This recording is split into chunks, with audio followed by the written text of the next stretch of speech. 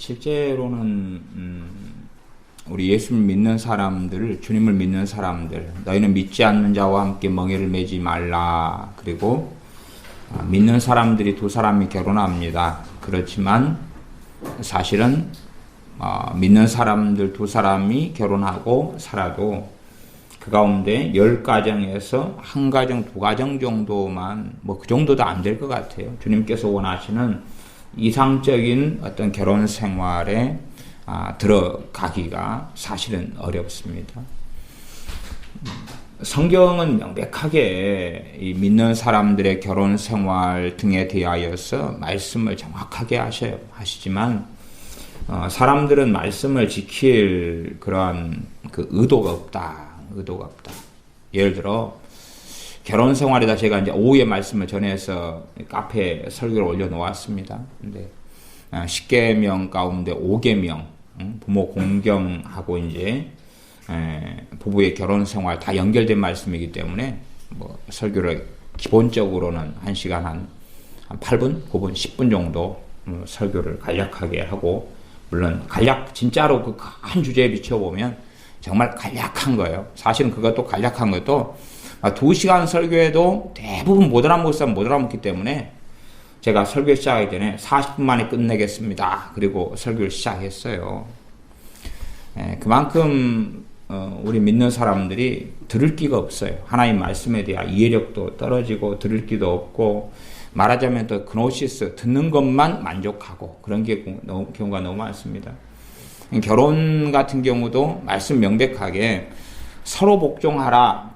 그러면서 이제 아내들은 남편에게 순종하고 남편 아내를 다스리지만 남편은 아내를 자기 몸처럼 사랑하고, 이렇게 말씀 쭉 가요. 그런 출발점은 뭐냐 그러면 서로 복종이 훈련이 안 돼버리면 첫 단추부터 이제 엉망이 돼버려요. 그래서 믿는 사람들은 정상적인 결혼 생활을 못해요. 이게 대부분 우리 한국의 남자들은 유교적인 가치관이 완전히 몸에 배었어요.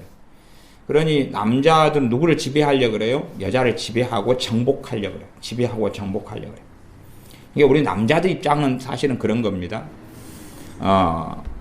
어떤 여자하고 연애하고 사귀어요. 그때까지는 이제 여자가 목표고 목적이에요. 그러다가 막상 결혼을 하게 되면 여자는 이제 사냥이 끝났어요. 그래서 다른 목적은, 여자는 별로 관심 없어요. 이제 함께 사니까. 그리고 다른 목적은 이제 직장, 직업 등등이죠, 대부분. 그리고 이제 떠나요. 그런데 결혼할 때부터 여자는 연애보다 더 남자를 원하고 더 사모하고 더 그래요. 그러니까 이제 핀트가 안 맞지요. 근데 더 근원적인 건 서로 복종하라는 명령에 두 사람이 다 제대로 훈련이 안 돼 있다는 거예요. 그 중에서 물론 문제는 남자가 훨씬 더 많아요. 서로 복종하는 훈련이 부부가 먼저 연애 때 좀 돼도 결혼해서는 안 돼요. 그 다음에 서로 복종의 마인드 속에서 아내는 남편에게 순종하고 남편은 다스리지만 그러나 아내를 정말 자기 몸처럼 사랑하는 걸로 들어가야 돼요. 그러니까 서로 복종은 뭐겠습니까? 예를 들어 아내가 손이고 다 그리스도의 지체니까 지체임 틀릴 거 아닙니까? 아내가 손이고 남편이 발이에요. 그러면 손에 해야 될 역할에 있어서는 누구에게 순종해야 돼요? 발 역할을 하는 사람이 손 역할에 순종을 해야 돼요. 그런데 이제 주로 한국 남자는 유교적인 사상에 철저하게 길들여져 있어서 일반 사적 가운데 공자가 죽어야 나라가 산다. 이게 정말 맞는 이야기. 그러니 모든 일을 누가 다 결정하려고 그러냐 그러면 남자가 다 결정하려고 그래요. 그러니까 그거하고 안 따라주면 성질 나고 기분 나쁘고 이런 문제가 생겨서, 그런 문제에서 즉각적으로 막역사를 남자들은 끌어와 버리는 경향이 생깁니다. 우리 여자들 가운데도 그런 분들이 5에 한 분은 있어요. 남자들 같은 데는 5에 4명이 그러니까 남자들이 더 심각한 문제가 유교 사상이니까.